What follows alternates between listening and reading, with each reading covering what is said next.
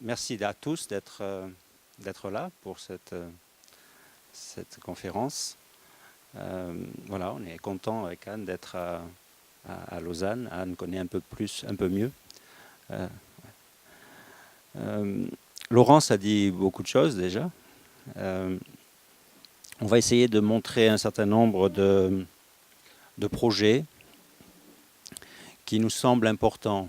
Des projets un peu anciens, puis des projets récents, mais qui montrent comment, depuis une vingtaine d'années maintenant, on essaye de construire un travail cohérent, où les projets s'accrochent les uns après les autres, en cherchant chaque fois de l'innovation, mais en même temps en trouvant des bases communes qui me paraissent très très importantes. Donc ces bases communes, elles viennent d'une expérience qui a été fondamentale en Afrique, au Niger, dans le Sahara, pendant 5 ans, où on voit à quel point l'intelligence est importante quand on n'a rien. Quand il n'y a plus rien, finalement, c'est avec l'intelligence qu'on arrive à fabriquer des objets usuels, utiles, poétiques, quotidiens.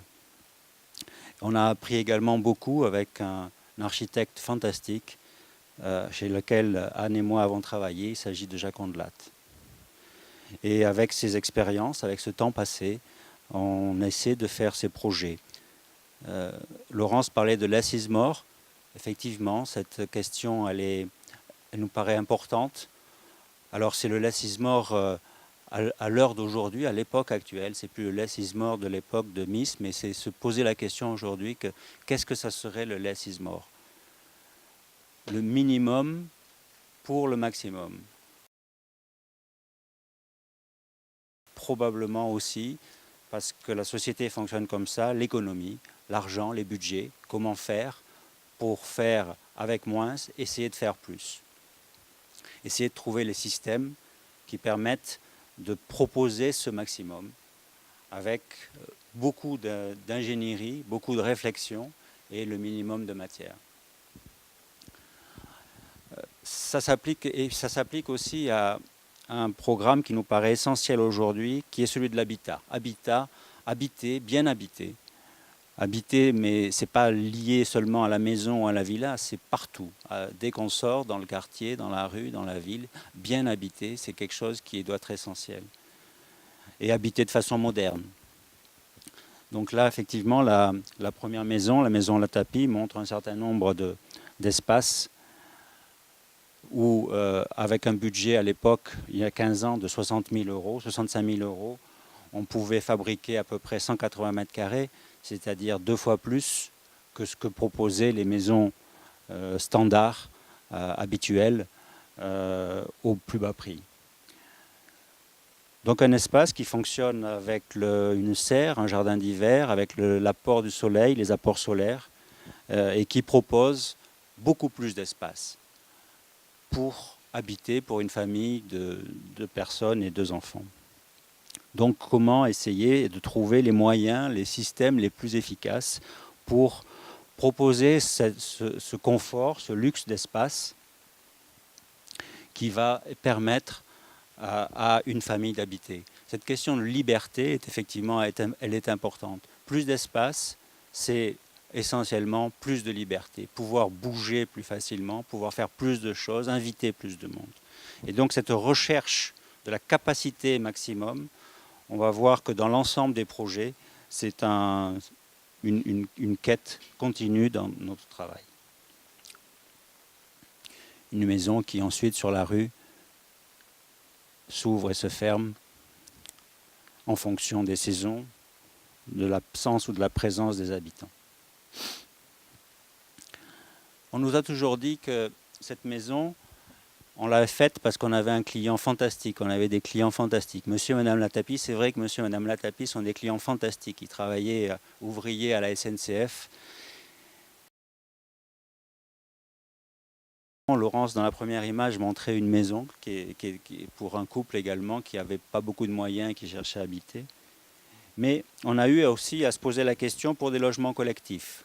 Donc ça, c'est un programme qui s'appelait Cité Manifeste à Mulhouse, pas très loin d'ici. proposé par le bailleur social, un opérateur de logement social, était de dire, voilà, est-ce qu'on peut faire différemment dans le même budget que mes budgets standards? C'est-à-dire aujourd'hui, si je fabrique un logement du type T4, il me coûte en coût de construction 75 000 € hors taxe. Est-ce que, si je vous donne une carte blanche, est-ce qu'il y a une possibilité de construire et de proposer un produit différent pour des gens que, a priori, on ne connaît pas, des gens qui vont louer ensuite?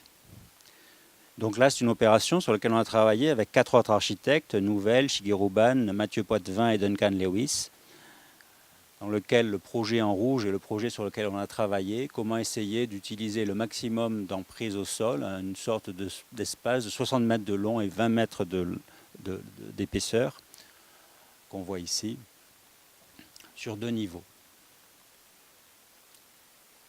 Donc, principe très simple, là encore, c'est-à-dire une ossature minimum en béton armé, des fondations, des poteaux, des poutres et des dalles sur lesquelles reposent des serres horticoles professionnelles. Une sorte de système qui produit des mètres carrés et des mètres cubes et qui se rajoute à un autre système qui produit du climat, qui produit du bioclimatisme. De la façon extrêmement sophistiquée, aujourd'hui, les gens qui produisent des serres horticoles, que ce soit au Kenya, en Équateur, en Sibérie, sont capables d'apprivoiser le climat local pour y faire pousser des roses dans des conditions optimales, de luxe, de température ou d'humidité. Et donc, bien plus sophistiqué, bien plus performant que les systèmes qu'on utilise en tant qu'architecte pour l'habitation des gens, et également profitant de systèmes extrêmement économiques. Donc ce simple système de rajouter une serre horticole sur une base en béton armé produit un contenant, une enveloppe, un système qui va produire beaucoup de mètres cubes et beaucoup de mètres carrés.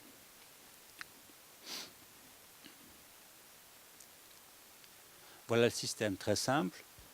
Donc une partie base de 3 mètres de hauteur sous plafond en béton armé sur lequel repose une serre sur 20 mètres d'épaisseur, dont 2 tiers de la serre sont isolés et un dernier tiers fonctionnant comme un jardin d'hiver dans une sorte de climat intermédiaire. Une fois ce système mis en place, le principe revient à cloisonner, à créer des partitions qui vont séparer cet espace en donnant le maximum de qualité à chacun des appartements. On s'est dit que chacun des appartements devait avoir au minimum 7 mètres de longueur de séjour, être systématiquement traversant et pouvoir bénéficier systématiquement d'espace au rez-de-chaussée et d'espace à l'étage. Ce qui crée cette combinatoire de logements entre le nord et le sud sur 2 niveaux. 14 logements ont pu trouver leur place dans ces conditions.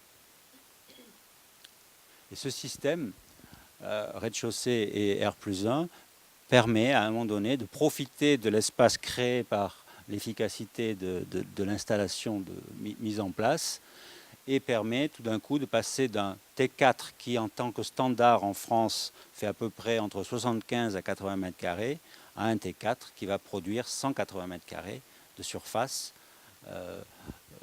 dont on peut dire qu'il y a 40 mètres carrés de jardin d'hiver et 140 mètres carrés de surface habitable classique. Ces logements sont conçus presque comme des maisons accolées et superposées pour travailler sur la densité. Chacune de ces maisons a sa propre entrée au rez-de-chaussée, son propre garage qui est placé dans l'enveloppe et systématiquement chauffé et isolé, puisqu'il pourrait du coup servir comme une pièce annexe si la personne, si la famille n'a pas de voiture à garer. On voit ici quelques exemples. Ici un type 5 dans l'angle avec la partie basse en bas, 2 chambres, une salle de bain et le garage. Et en partie haute, 2 chambres supplémentaires, une salle de bain, un grand séjour qui s'ouvre sur le jardin d'hiver. On voit ici le système, l'imbrication du cloisonnement à l'intérieur de l'enveloppe constituée. La chambre en bas, qui donne sur un petit jardin avec sa petite piscine. On passe à l'étage et donc on voit ici effectivement un espace très peu cloisonné puisque effectivement la distance, la taille du logement va permettre de faire en sorte que les gens de façon un peu nomade créent l'intimité qui leur est nécessaire par des voilages, par la distance ou par le fait d'être à l'étage ou au rez-de-chaussée. La connexion de la cuisine séjour vers le jardin d'hiver. À l'étage, donc, ces systèmes de baies vitrées coulissantes qui permettent de passer très simplement du dedans au dehors. Et le jardin d'hiver, dont on voit qu'immédiatement avec une absence une simplicité, là où par exemple on aurait imaginé des jardins tropicaux, finalement on s'aperçoit qu'il y a une facilité à mettre des meubles, à mettre des chaises, à mettre des canapés, à mettre des sofas. C'est cette idée du plaisir d'habiter, de la liberté et du plaisir d'habiter qui nous paraît tout à fait intéressante. Donc l'espace bioclimatique peut évidemment se ventiler naturellement, qui permettent de contrôler le climat dans cet espace intermédiaire et de le lier plus ou moins avec l'espace habitable. Vous pouvez même rajouter des soleils sur les murs.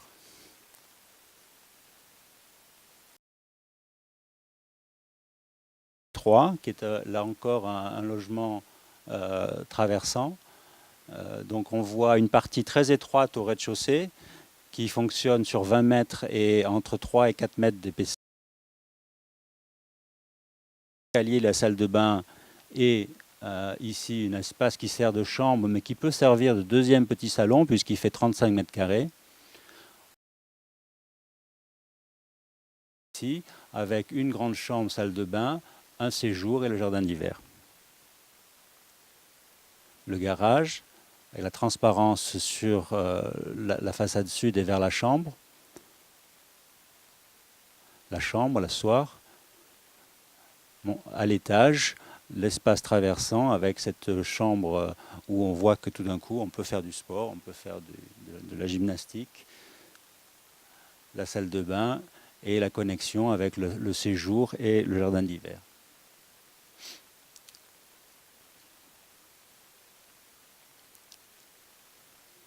Donc un système qui est effectivement assez froid l'hiver et relativement chaud l'été. Et donc, effectivement, ce qui nous paraît important, d'être dans un séjour où on peut inviter 10, 20, 30 personnes. Si on veut, là, on n'est que dans la partie, on n'utilise pas encore le jardin d'hiver parce que c'est le soir, mais c'est cette possibilité d'espace supplémentaire qui nous paraît importante.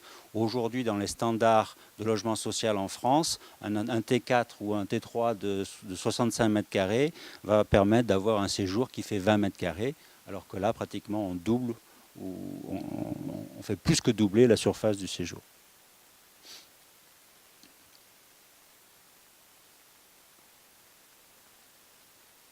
Un type 2. Donc là, la surface fait 102 mètres carrés avec un jardin d'hiver de 25 mètres carrés et un garage de 15 mètres carrés.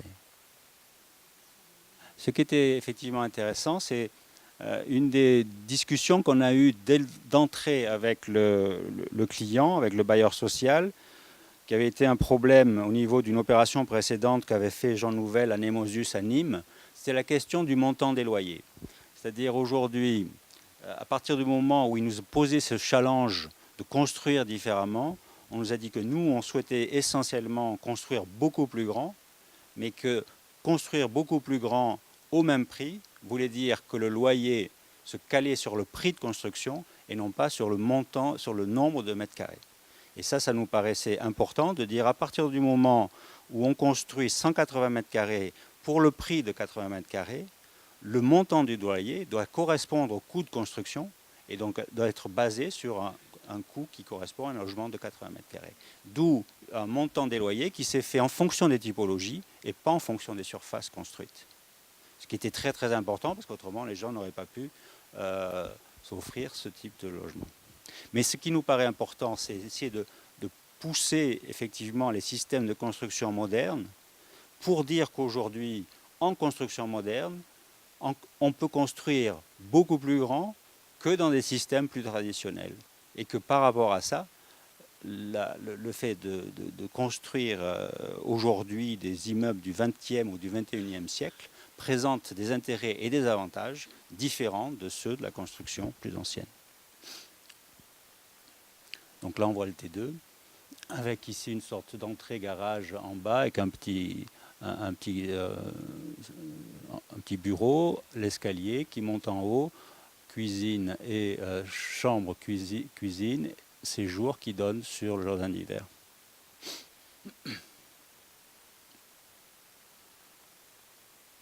L'entrée en bas, l'escalier, l'étage, le séjour, cuisine qui donne sur le jardin d'hiver. Donc c'est aussi ce qui nous paraît très très important, cette question de l'habiter, c'est cette relation intérieure-extérieure. Avoir cette possibilité d'un espace intermédiaire, une sorte qui fonctionne comme jardin d'hiver, qui d'une certaine façon en hiver ou en été, et qui va permettre une qualité du logement importante.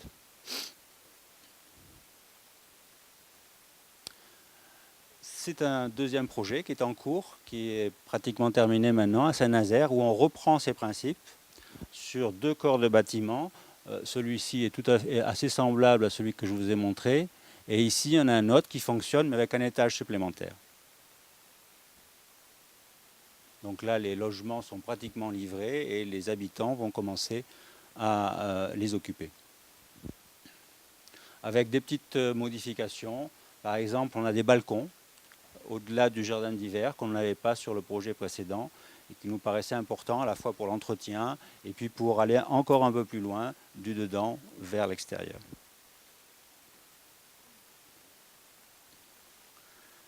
Cette question de capacité, elle n'est pas seulement liée au problème d'habitation, elle nous semble importante pour tout type de programme.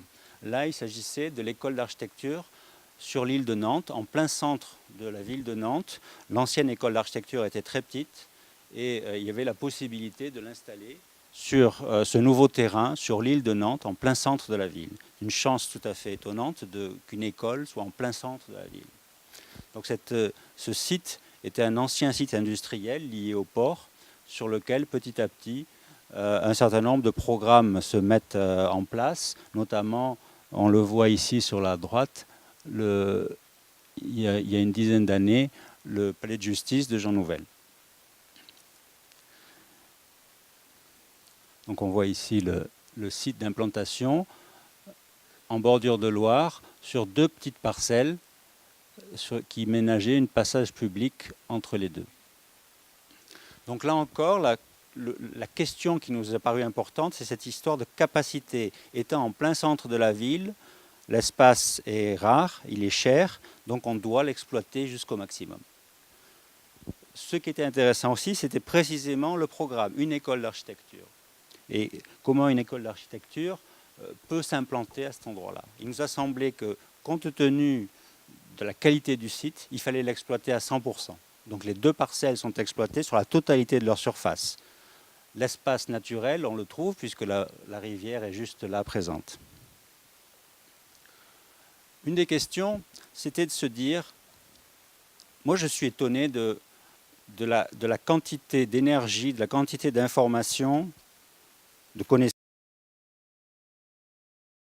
de l'architecture.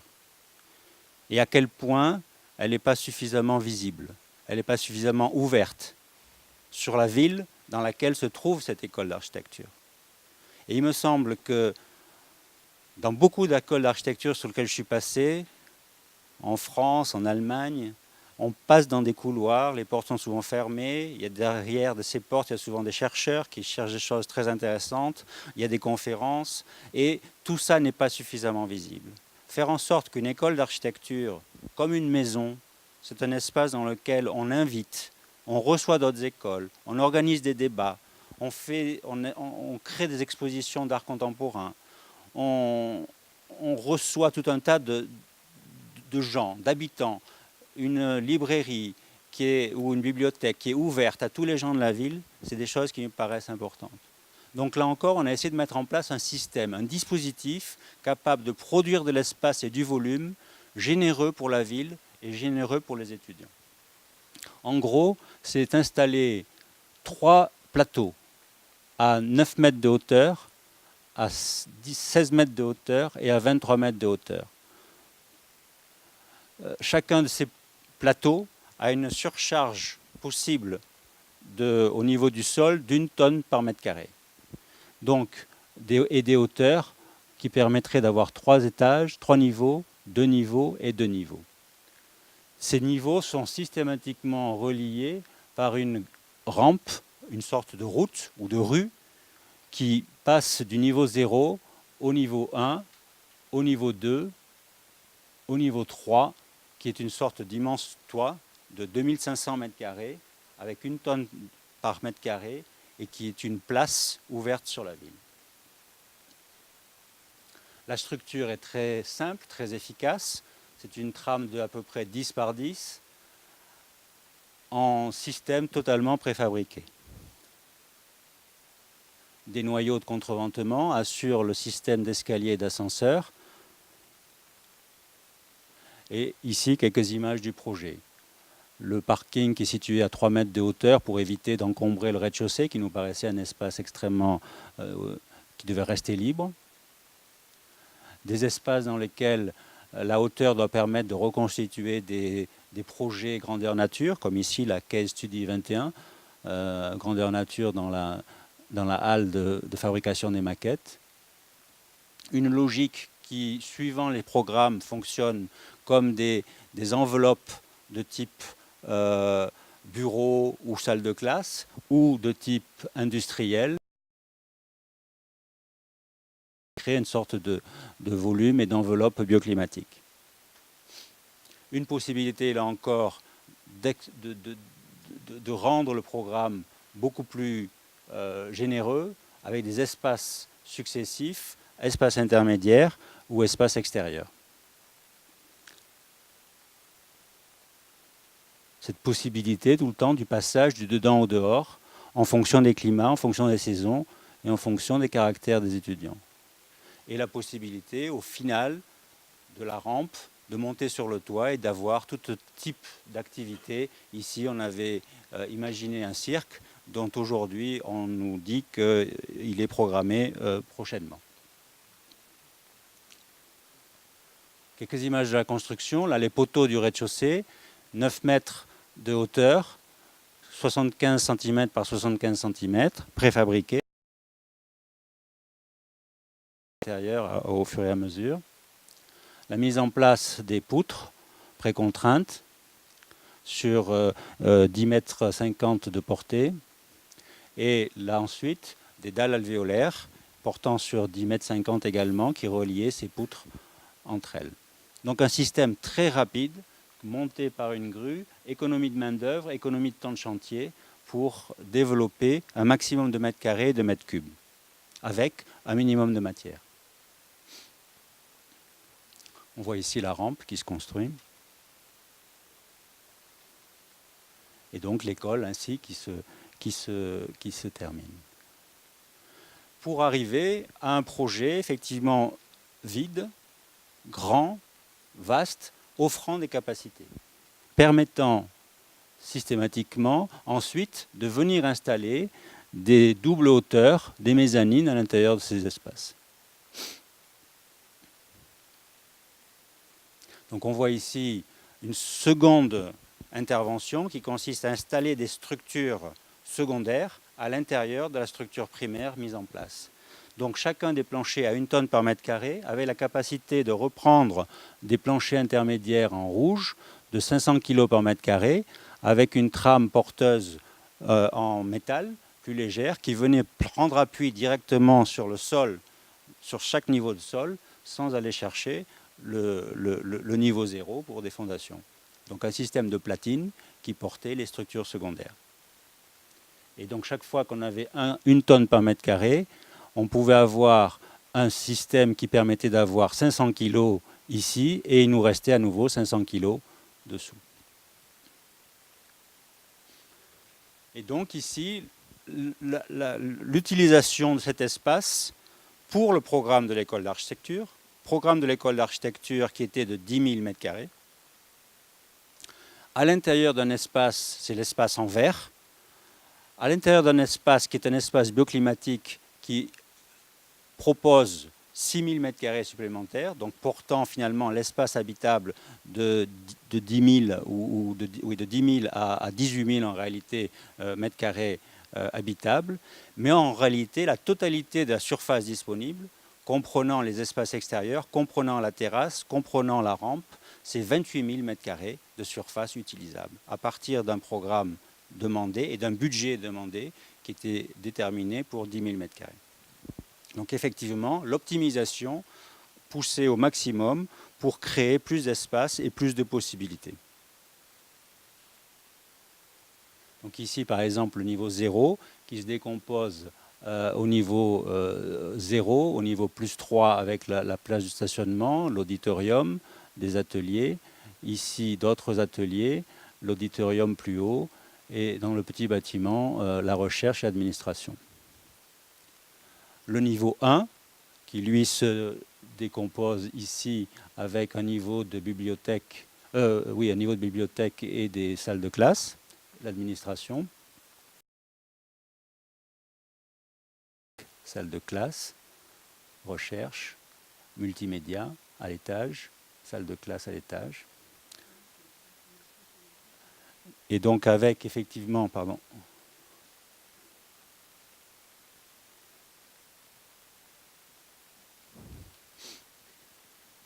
Et donc effectivement, avec un ensemble de conditions climatiques différentes, tout ce qui est en vert, c'est tout ce qui est de l'ordre du programme, donc aux conditions climatiques demandées, 19-20 degrés.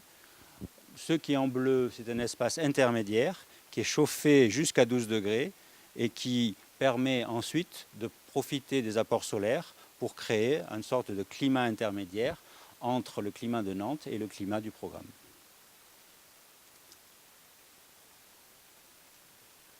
Et ici le niveau 2, dans lequel on trouve les studios de projet, avec donc ici la partie mezzanine en marron qui crée le niveau intermédiaire.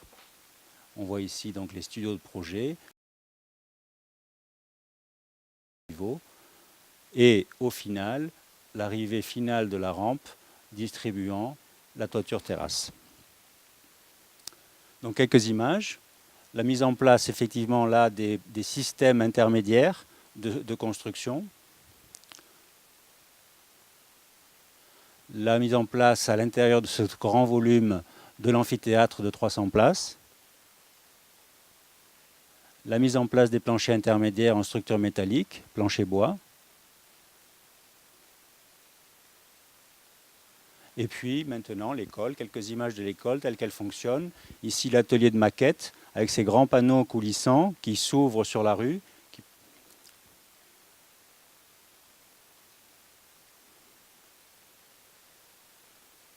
La partie cafétéria sur la façade, dans l'angle sud-ouest, au-dessous de la rampe qui passe en partie haute ici. La cafétéria. L'amphithéâtre, avec une grande façade vitrée mais qu'on peut occulter par un rideau. La porte arrière de l'amphithéâtre s'ouvre, un peu comme une scène qui ouvre sur la Loire, sur la rivière, pour éventuellement des manifestations qui seraient à cheval entre le dedans et le dehors.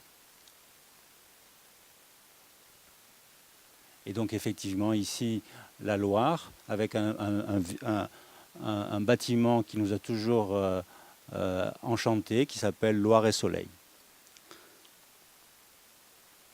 Donc la grande porte de l'amphithéâtre, ouverte, et puis voilà, qui peut servir de décor pour les jeunes mariés. Une sorte de bâtiment aussi, dispositif, qui s'ouvre sur un spectacle. Là, c'est les machines de Nantes, des sortes d'immenses machines qui passent à travers la ville. Et l'utilisation de l'école un peu comme un support pour regarder. L'endroit où on range les vélos et quelques voitures au niveau du garage.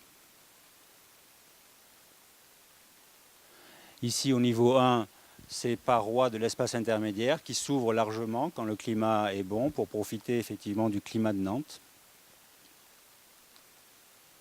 Organiser un espace libre, un espace qui peut être rempli, qui est éphémère, qui peut changer tous les jours, qui peut accepter des expositions, d'autres écoles, des workshops, en complément de tout l'espace programmatique. Bibliothèque, la nuit, le reflet particulier des lumières de la ville sur le polycarbonate ondulé.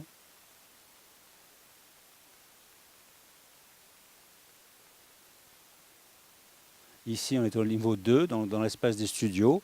Donc les studios fonctionnent sur 2 niveaux et s'ouvrent sur des espaces double hauteur qui servent aux projets et aux étudiants ou aux enseignants de sortir sur un espace intermédiaire différent. La possibilité dans la salle des maquettes d'organiser des grands banquets, des concerts, des cours de danse au niveau 1. Les étudiants qui commencent à apprivoiser les lieux, en organisant des grands filets dans lesquels ils s'installent. Ils jouent au piano.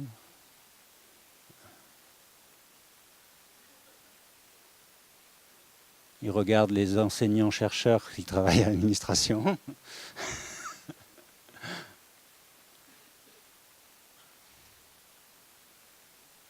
Donc possibilité de créer des maquettes, d'installer des dispositifs.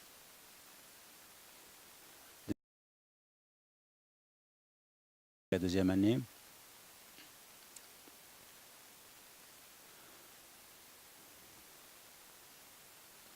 Les corrections.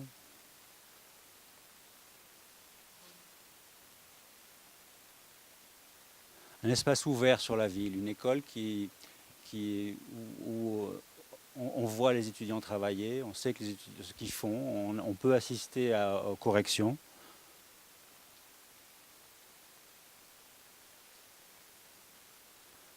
Là, c'était la livraison d'un certain nombre de containers qui servaient pour du stockage,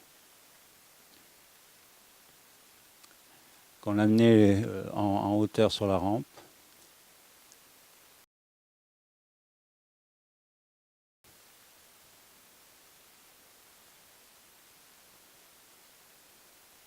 Donc la rampe qui est effectivement cette rue qui est ouverte aux habitants. Les habitants, y compris le week-end, le samedi et le dimanche, peuvent monter sur le toit.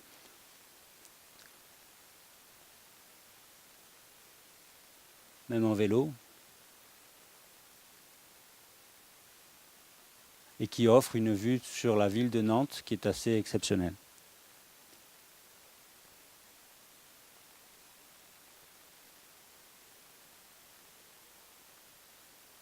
Un espace dans lequel tout est possible. On peut tracer un terrain de tennis, on peut y mettre un cirque, on peut y mettre des serres horticoles. Des platines permettent de s'accrocher, d'éviter les systèmes d'arrachement en cas de vent pour installer des structures éphémères sur le toit de l'école. Donc c'est effectivement cette idée de pousser au maximum l'économie pour essayer d'avoir le maximum d'espace, le maximum de liberté, une variation des climats à l'intérieur d'un espace pour proposer, pour une école comme pour une maison, plus de liberté à ses occupants.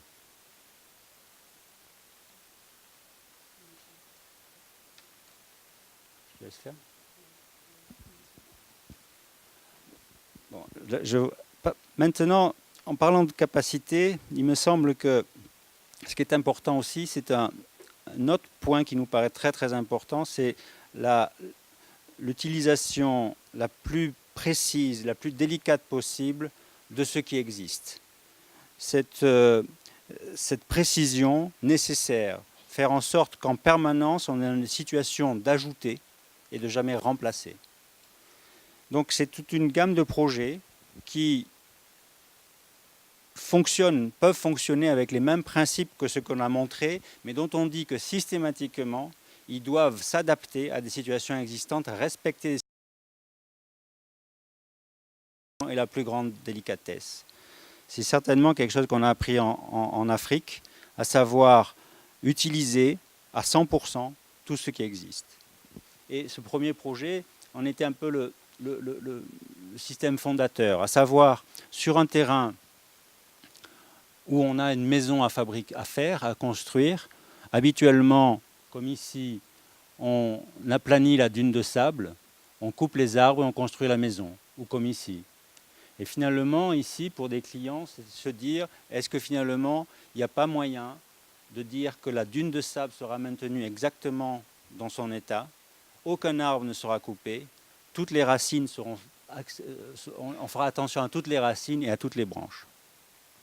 Essayez de voir comment finalement, sur un site difficile, simplement avec beaucoup d'observation, beaucoup de précision, on est capable de tout respecter et profiter de ce qui existe. Donc mélanger ici une structure végétale avec une nouvelle structure artificielle en métal, des fondations par micropieux très profondes qui vont éviter d'abîmer les racines des arbres et qui vont mettre un peu en suspension comme ça l'espace d'habitation vis-à-vis du paysage. Donc, il y a sur la parcelle, mais également les 6 ou 7 qui sont à l'intérieur de la maison. Donc les laisser passer à travers la maison, à travers le sol, à travers le toit. Les laisser continuer à se balancer avec le vent. Utiliser cette position particulière de la maison vis-à-vis de la dune et vis-à-vis du bassin d'Arcachon pour profiter de la réflexion du soleil sur le bassin d'Arcachon pour renvoyer des rayons de soleil du bas vers le haut, illuminer une sous-face en aluminium et qui va créer un espace lumineux là où normalement il aurait dû être très opaque.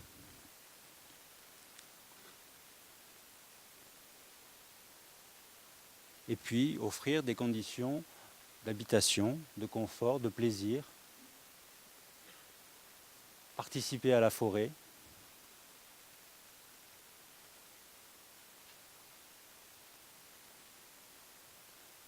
utiliser ce qui existe. Comme si finalement l'architecte devrait simplement avoir à rajouter 25 à 30% à une situation pour la rendre optimale. Parce que finalement, ici, il y avait surtout à se mettre dans un fauteuil et à regarder le temps passer. Donc c'est ce travail extrêmement précis qui est un point aussi extrêmement important de notre travail que va continuer à montrer Anne sur les projets suivants.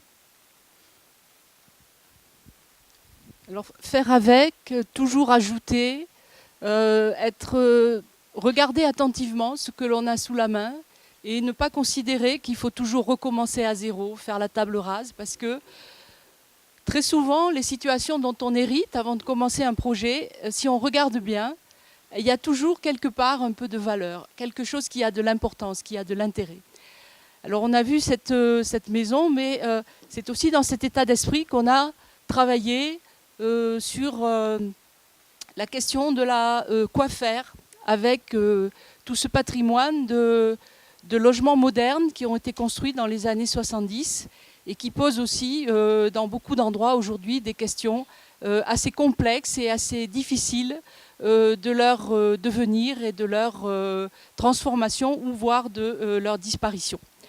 Alors à l'origine, cette réflexion remonte à assez longtemps, déjà à Bordeaux quand un magnifique bâtiment avait été démoli alors qu'il était dans à peu près 150 logements, dans une magnifique situation au bord de la Garonne, et finalement qui avait été démoli sans qu'on sache précisément pour quelle raison objective ce bâtiment avait dû disparaître. Et quelques années plus tard, donc, quand en France s'est posée la question de la rénovation urbaine et de la transformation des quartiers, des cités, à cette époque, donc, il a été créé une agence nationale pour la rénovation urbaine qui a fondé sa politique sur la démolition. C'est-à-dire que pour la première fois, alors que ces questions avaient été évoquées depuis pas mal d'années, pour la première fois, des moyens ont été mis sur la table avec des décisions interministérielles qui permettaient de lancer des opérations de démolition et de reconstruction avec un objectif 1 pour 1. Et donc c'est partant de là que voyant ici ou là tous ces bâtiments qui étaient promis à la disparition, on a été finalement assez choqués de cette démarche et on s'est dit mais c'est pas possible qu'on puisse pas être plus intelligent et pouvoir faire autrement. D'une que peut-être qu'on peut trouver de l'extérieur que la situation est dégradée, que c'est moche, que tout va mal. Mais en même temps, quand on y regarde un peu de près, il y a beaucoup de gens qui habitent là, qui ont leurs attaches, leurs racines, et qui sont en général assez malheureux de voir disparaître, de voir démolir leur logement. Et puis, une deuxième question aussi, qui est une question économique. Démolir et reconstruire, ça coûte énormément cher. Et l'Agence nationale l'ANRU, donc de rénovation urbaine, a donc bâti son financement sur un principe démolition-reconstruction qui coûtait environ 180 000 € pour un logement démoli et un logement reconstruit, avec à terme une perspective de plus de 150 000 logements qui devaient disparaître.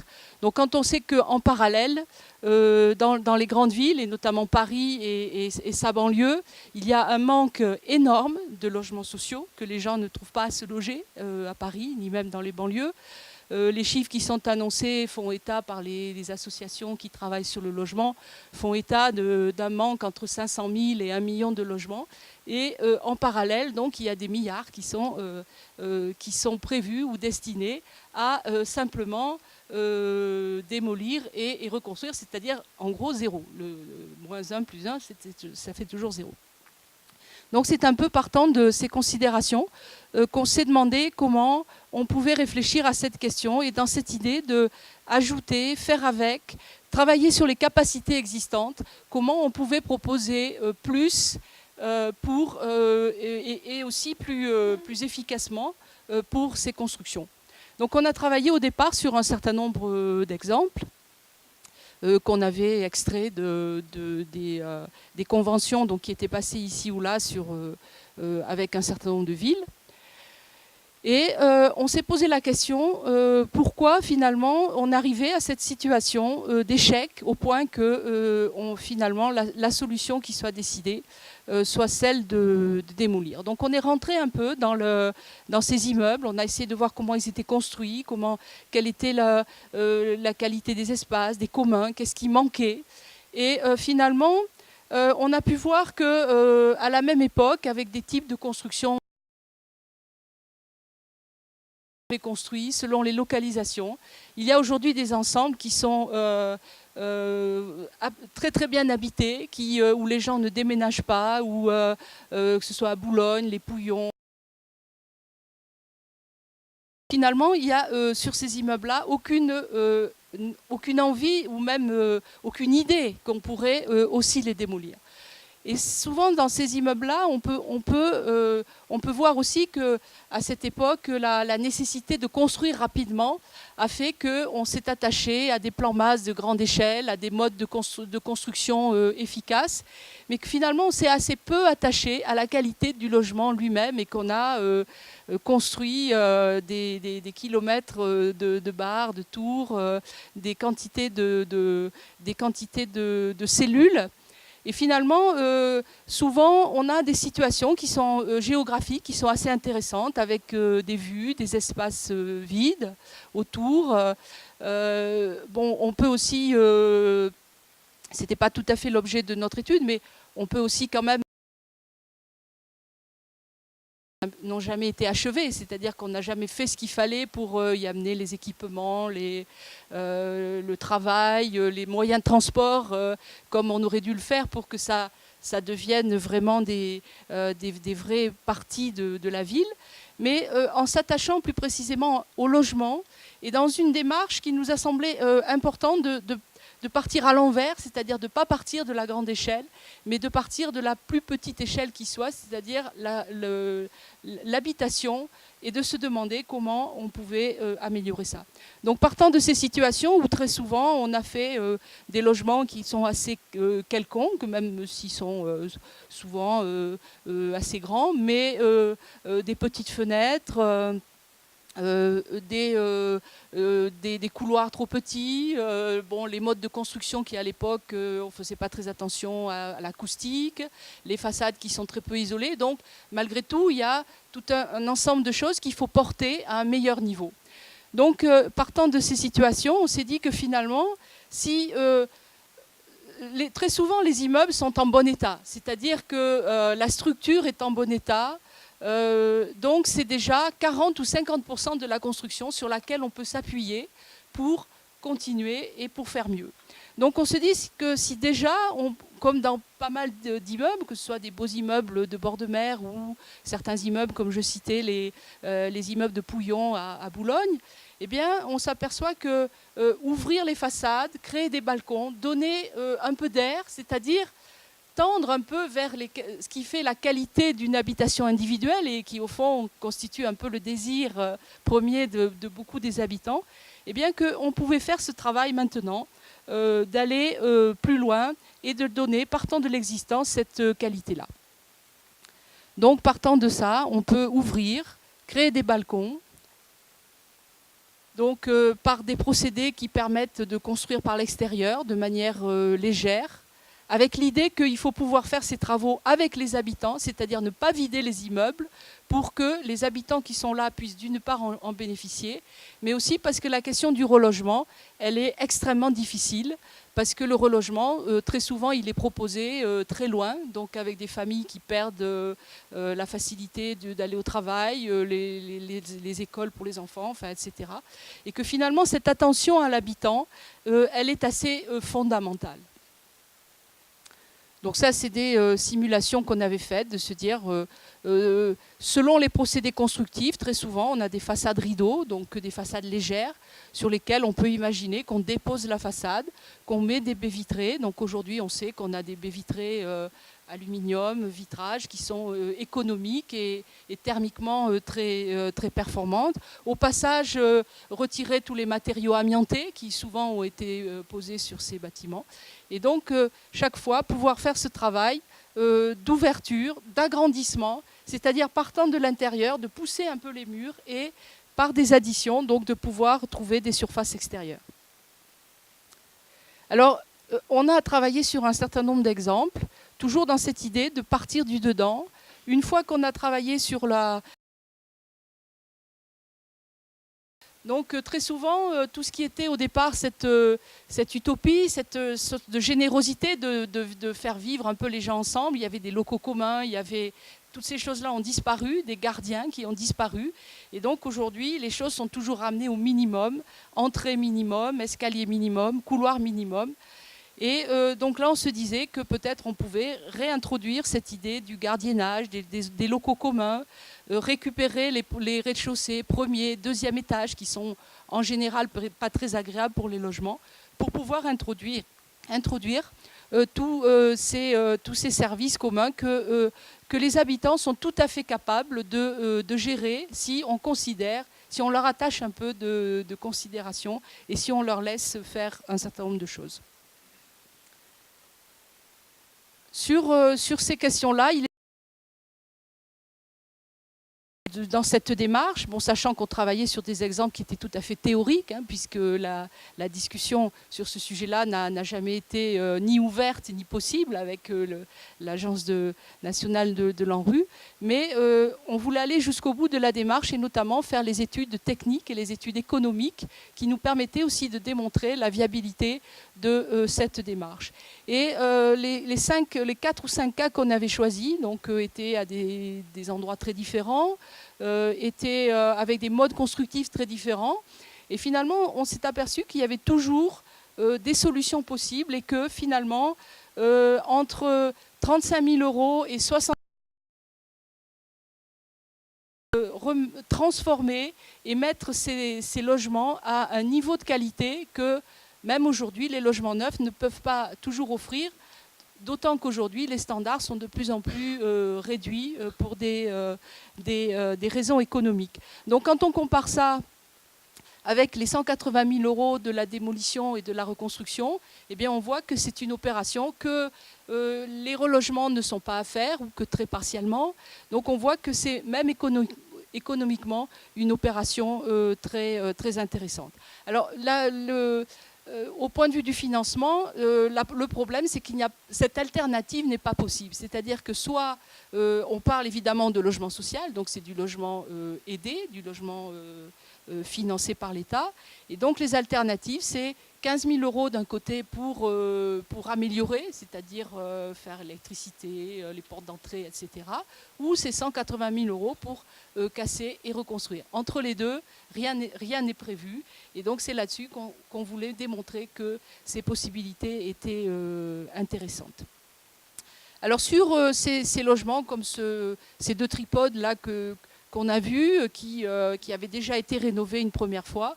Donc le principe ici, parce qu'on avait des façades porteuses, c'était plutôt de travailler sur les pignons, de réduire un peu le nombre des logements, c'est-à-dire d'enlever un tiers des logements à l'intérieur pour pouvoir, avec 3 logements, en faire 2. Et puis c'était de modifier aussi les ascenseurs qui s'arrêtaient que tous les 3 étages, avec des espaces de dégagement qui étaient à l'air libre, donc très soumis aux effets du vent, donc très désagréables. Donc c'était ce qu'on voit ici, donc partant de l'existant, avec l'ascenseur ici qui s'arrêtait là.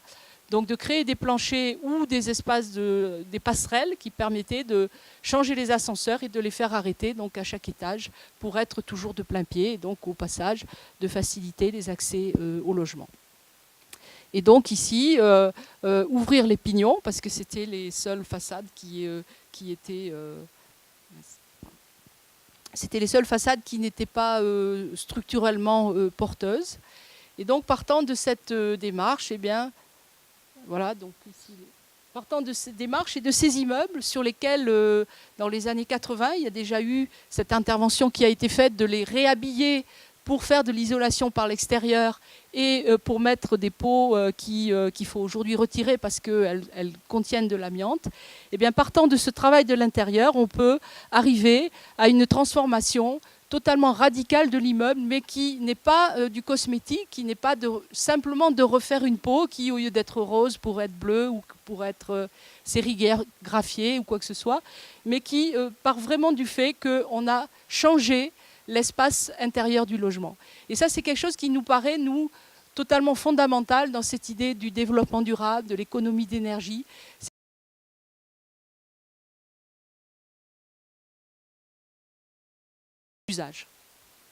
Donc ça, c'était des études qui ont donné lieu à la publication d'une recherche, mais qui n'ont pas abouti sur le plan opérationnel. Et par contre, ce projet à Paris, donc c'est une tour de 15 étages sur le bord du périphérique. Donc c'est un concours que l'on a gagné. Et aujourd'hui, donc on est en chantier.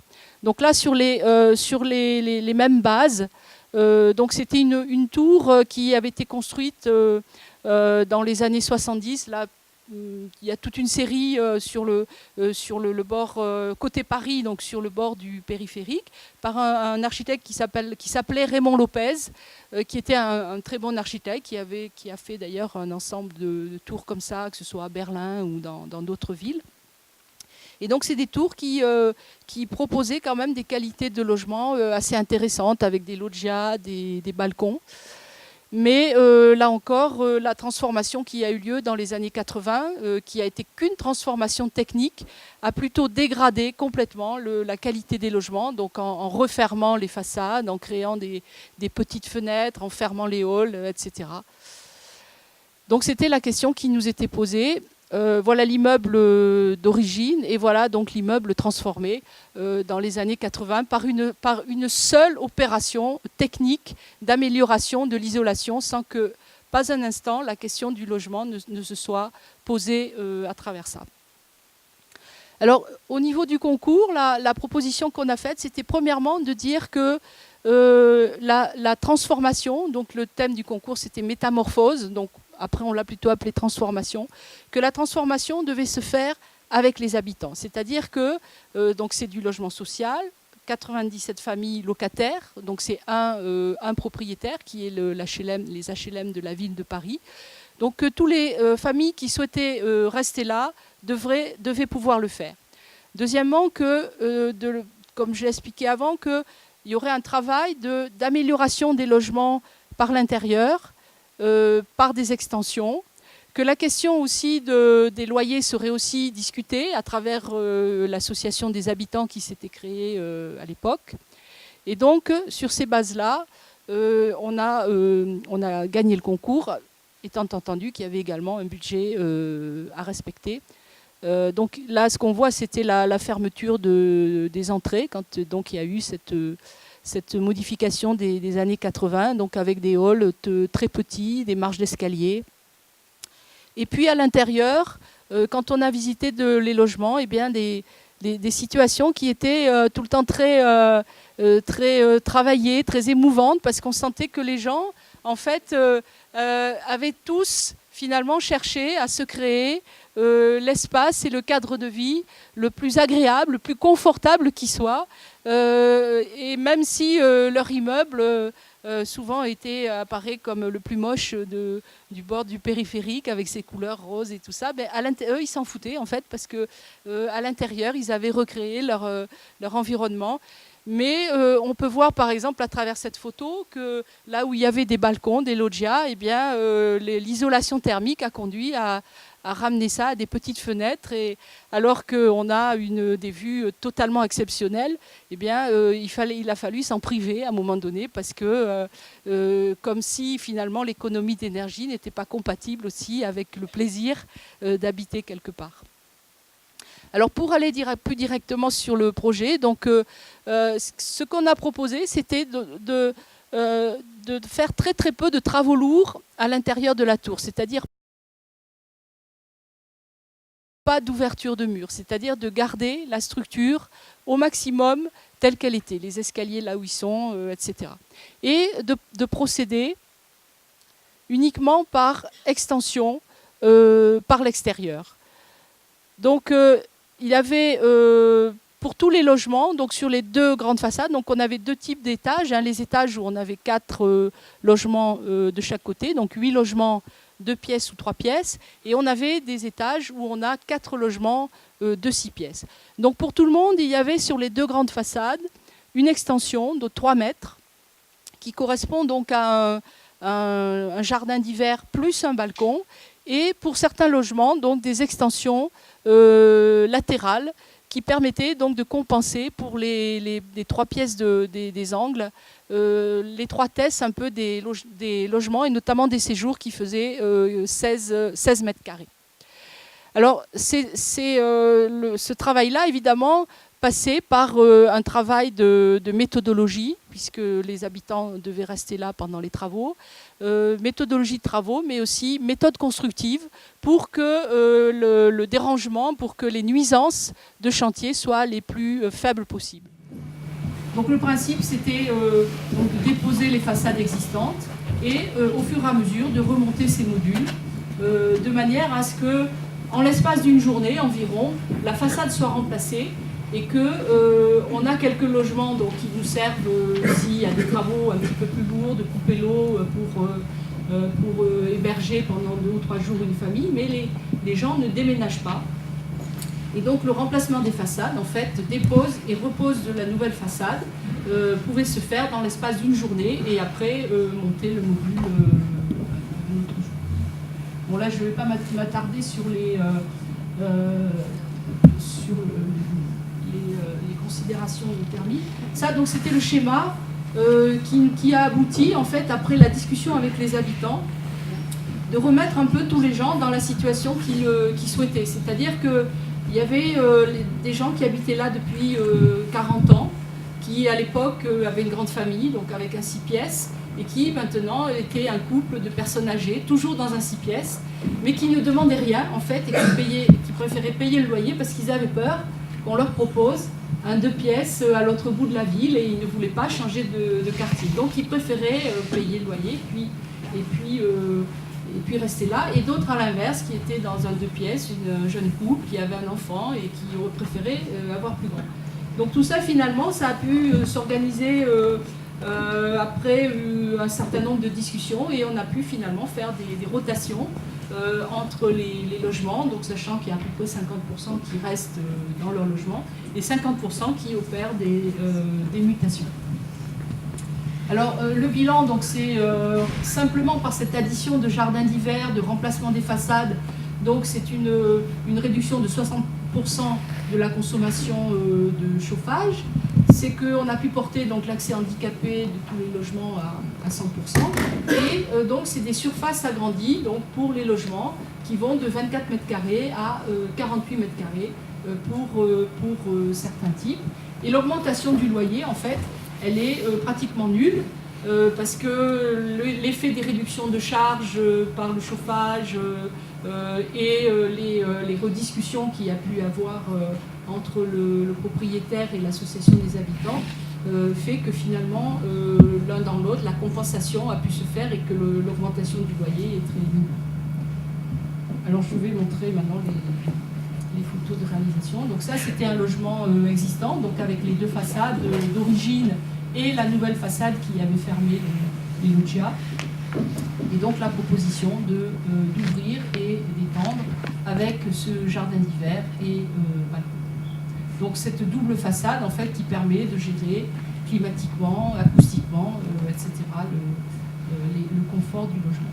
Et donc là encore cette opération qui, travaillant toujours par une amélioration par l'intérieur, produit là encore une transformation radicale de l'image elle-même du logement, de l'immeuble.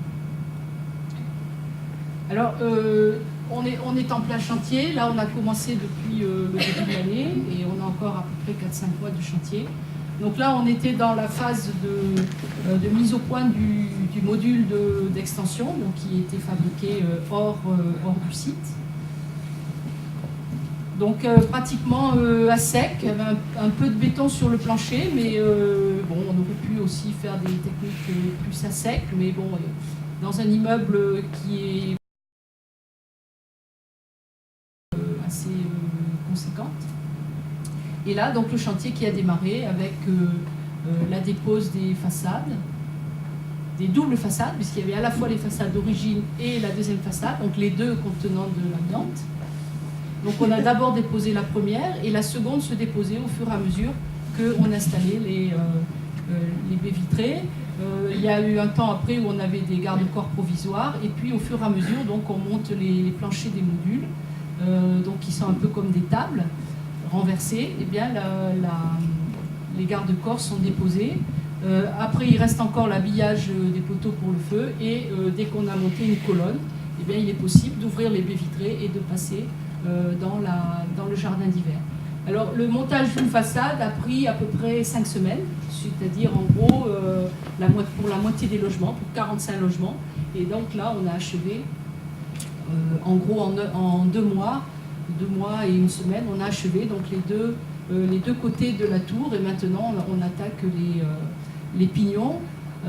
Mais d'ores et déjà, la transformation de l'immeuble est opérée avec les habitants à l'intérieur. Et donc, évidemment, c'est un effort assez important de conduite des travaux, de pilotage, de dialogue aussi avec les habitants pour toujours les rassurer sur l'avancement des choses. Mais jusqu'à maintenant, la méthodologie a vraiment démontré que c'est tout à fait viable et que c'est totalement efficace dans la transformation de ce type d'immeuble. Et donc là, les appartements du dernier niveau, on voit à la fois la grue qui est en train de poser et à la fois donc l'extension qui vient d'être ajoutée devant le séjour. Alors ça c'est toujours dans cet esprit-là, bon alors peut-être pas sur des projets de la même ampleur, mais c'est un concours qu'on a fait en début d'année à Boulogne-Billancourt, donc sur un terrain qui est très près du centre-ville. et donc qui comprenait des logements sociaux, donc 2 petites barres comme ça, et un petit parc. Donc le programme qui nous était proposé était de démolir donc les 80 logements existants pour en reconstruire 160 à la place, et de pouvoir donc de créer un parking souterrain pour 175 places environ, et de garder le parc qui était ici. Donc c'est vrai que nous, la première démarche qu'on a faite, c'est de regarder déjà quel était l'intérêt et la valeur des logements en place. Ces logements-là, en fait, c'est des logements qui ont été construits un peu dans la première génération de ces systèmes constructifs. Donc c'est un procédé CAMU, donc peut-être béton, qui avait servi un peu de prototype à un certain nombre de cités qui ont été construites là-bas. Et donc quand on a regardé les logements, quand on a regardé les bâtiments, eh bien, on ne pouvait vraiment pas dire que ces bâtiments étaient à la fin de leur vie. Le manque d'entretien pendant 20 ans, 25 ans, l'étroitesse d'un certain nombre de pièces, en fait, toutes ces choses-là, on pouvait les corriger et plutôt partir de ça, plutôt que de recommencer et de tout casser. Alors évidemment le parc, on a proposé aussi de garder tous les arbres qui étaient sur le terrain, y compris ceux qui recouvraient les parkings. Donc la première démarche, c'était celle-ci, de regarder ce qu'on pouvait conserver avec précaution. Ensuite, de travailler sur la réhabilitation, la rénovation et la transformation des logements existants. Donc là, on pouvait trouver aussi des solutions similaires avec des extensions, avec des redéfinitions. Plus, parce que la construction le permettait, en tout cas la solidité de la construction, de rajouter un étage sur le toit qui permettait donc de rajouter aussi des logements supplémentaires et d'amortir un peu mieux aussi la création d'ascenseurs pour des bâtiments qui au départ font R+4 et qui n'en avaient pas. Et ensuite donc de commencer à travailler aussi sur l'implantation de commerces en bordure des voiries. Ensuite, au niveau du parking, il nous semblait plus intéressant, plutôt que de creuser un parking et de faire des travaux très lourds, de laisser le parking là où il était, en surface, avec une toute petite partie qu'on pouvait dégager sous les parties déjà imperméabilisées, et plutôt de venir recouvrir par une nappe construite, et une nappe verte, qui nous permettait aussi de ramener le sol d'usage, le sol naturel, au niveau d'entrée des logements, parce que les petits blocs de logements en fait avaient une espèce de grand vide sanitaire avec des caves, et que donc le niveau d'accès des logements était à peu près 2 mètres, 2,20 mètres au-dessus du sol, donc tous les problèmes d'accès handicapé, les problèmes. Donc plutôt que de creuser le parking, on a plutôt créé un nouveau sol naturel en évitant les arbres, c'est-à-dire en faisant des trous autour des arbres existants. Et donc, il nous permettait aussi de recouvrir le parking existant et de ne pas avoir à creuser. Et ensuite, parce qu'on n'avait que 80 logements et qu'on nous demandait d'en faire 160, il fallait donc en rajouter 80. Et donc là, c'était de faire un travail de densification par les bordures. Un travail de densification par les bordures en créant des nouveaux logements, mais dont le premier plancher démarrait à R+3, de manière à dégager les transparences sous les planchers existants, et donc après à monter au maximum de ce que le règlement nous permettait. Et donc ça nous permettait de rajouter une nappe de 80 logements, donc plus grand là encore que le standard, et qu'on avait ramené aussi à la même dimension que les logements existants agrandis.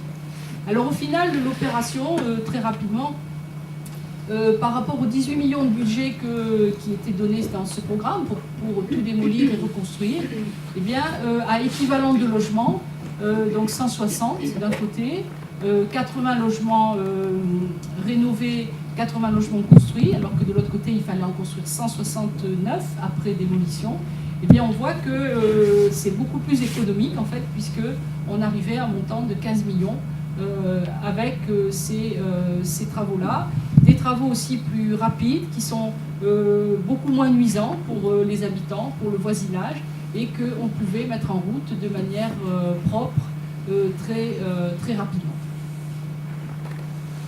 Alors c'est un concours qu'on n'a pas gagné.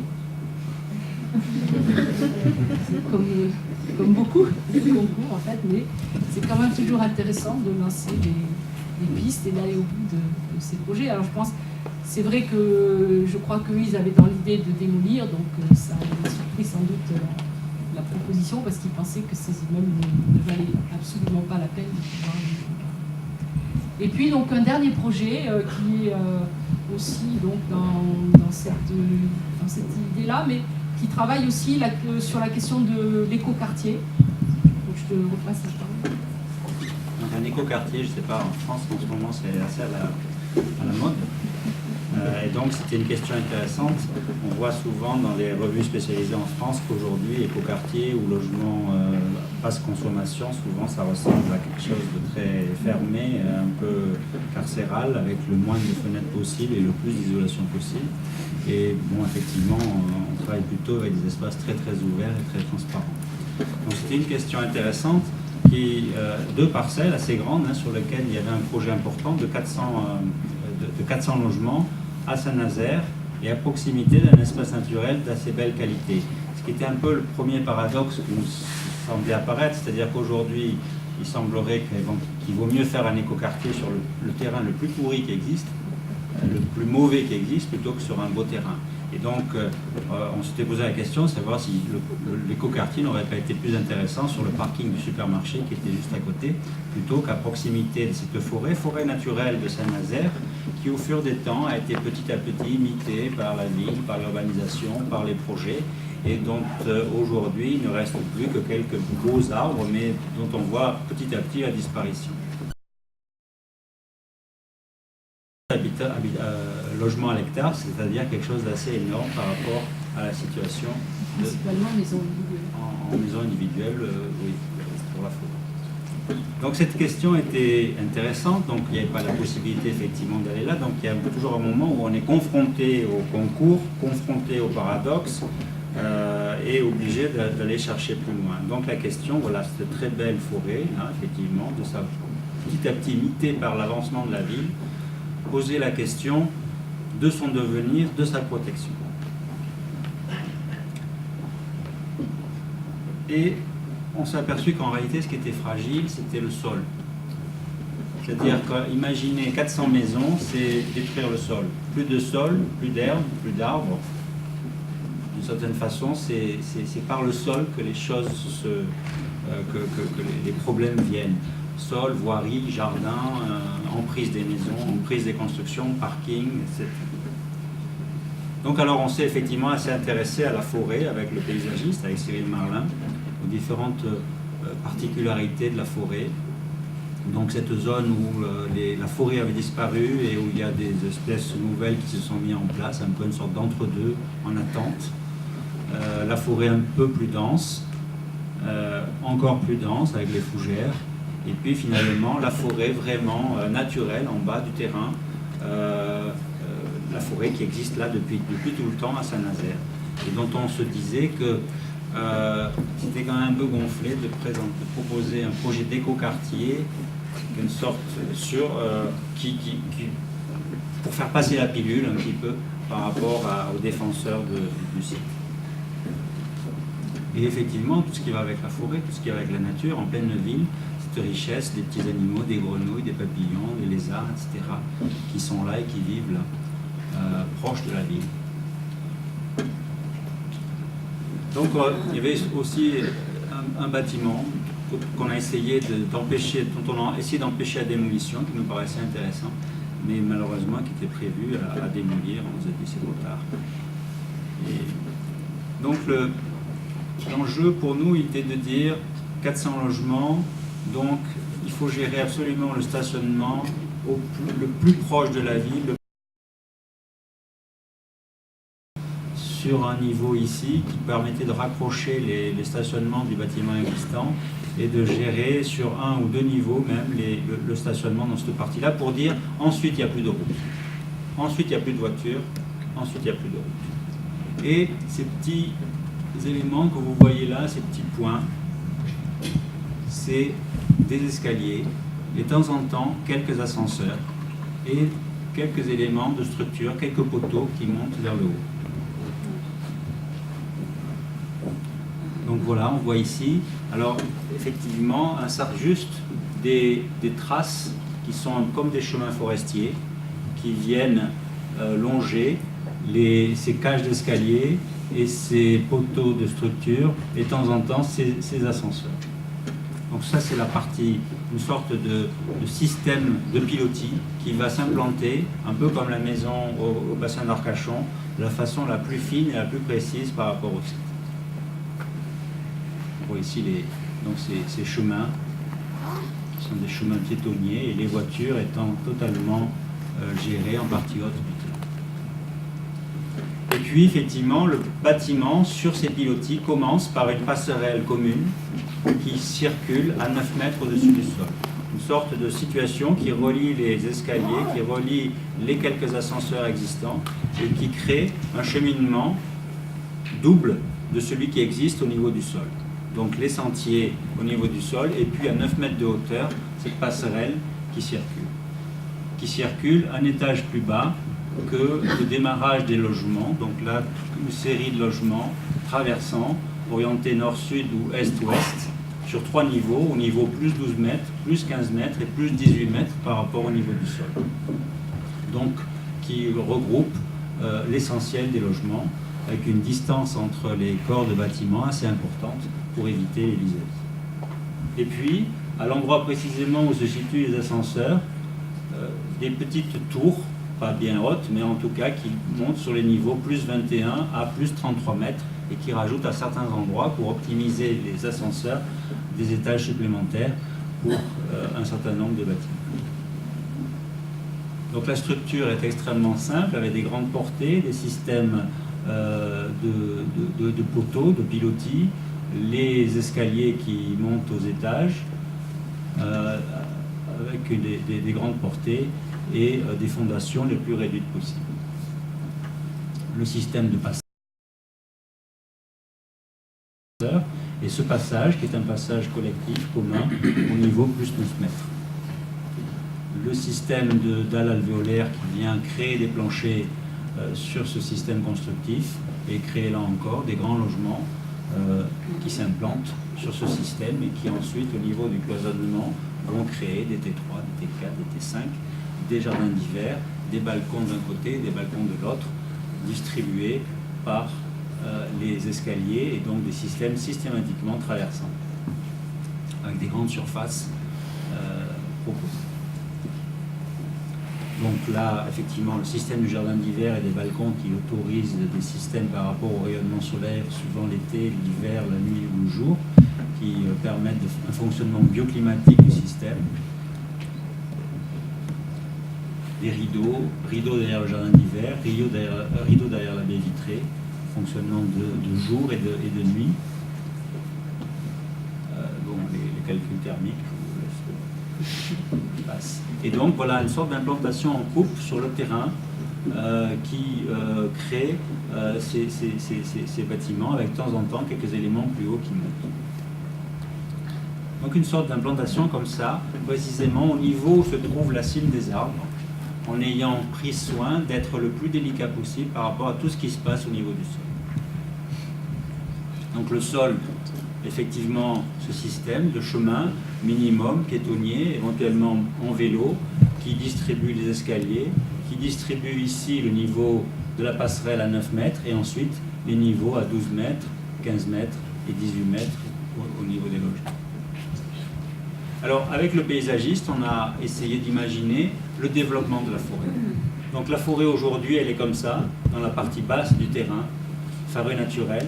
Et finalement, ce qui nous a intéressé, c'est d'essayer de créer une sorte d'aventure, de dire, et si finalement la nature reprenait le pas sur la ville, regagner le terrain perdu sur la ville, c'est-à-dire inverser le système, se dire qu'aujourd'hui, donc, et de voir comment finalement, dans un espace qui offre 12 mètres de hauteur, avec des parois réfléchissantes ici, sur une épaisseur qui n'est pas trop importante, la lumière va pouvoir rentrer suffisamment pour permettre à la forêt de reprendre la place que la ville lui avait prise auparavant. Donc ça, c'est l'évolution entre 1 et 4 ans. Ça, c'est l'évolution entre 4 et 10 ans. Et l'évolution entre 10 et 40 ans. Et de dire que finalement, il y avait là une sorte d'aventure intéressante, agréable, excitante pour les habitants, d'être responsable de cette chose, de la forêt regagnant sur la ville, là où elle avait disparu. Y réfléchir, voir comment collectivement on est capable avec l'aide de professionnels, de jardiniers, d'horticulteurs, de scientifiques, de comprendre ce système-là et de combiner la ville et la nature de façon radicalement à la fois proche, mais avec des systèmes totalement différents, naturels et artificiels.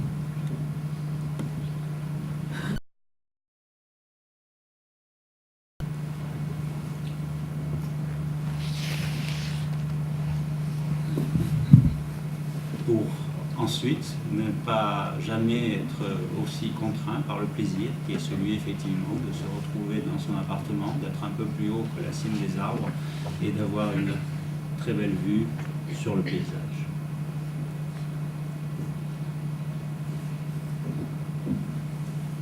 Mais voilà, c'est les concours perdus.